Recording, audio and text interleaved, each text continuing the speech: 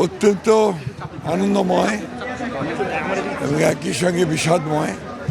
এই জন্য যে আমাদের দলের প্রয়াত চেয়ারপারসন দেশনেত্রী বেগম খালেদা জিয়া তিনি এই অভূতপূর্ব বিজয় দেখে যেতে পারলেন না এবং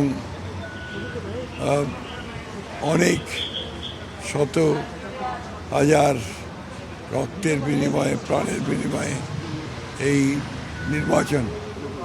নির্বাচনের পরে একটা চমৎকার একটা উৎসব মুখর এবং অত্যন্ত স্বচ্ছ একটা নির্বাচন। পেপসোডেন্ট চার্মিচে 12 ঘন্টা জীবাণুদের সাথে লড়াই করে দিবে ডায়াবেটিস থেকে সর্বাধিক সুরক্ষা।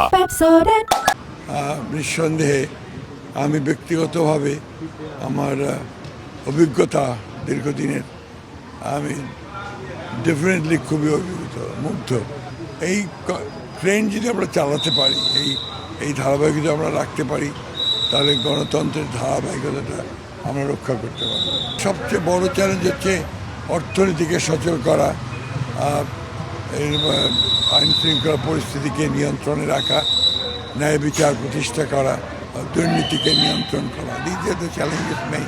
আওয়ামী লীগের ব্যাপারে তো পরিষ্কার যেটা আপনার সিদ্ধান্ত ইতিমধ্যে নিয়েইছে নির্বাচন কমিশন, তাদেরকে নিষিদ্ধ করেছে তাদের কার্যকলাপে। পরবর্তীকালে বিভিন্ন রাজনৈতিক প্রেক্ষাপট থেকে উঠে আসবে পরবর্তী সিদ্ধান্ত।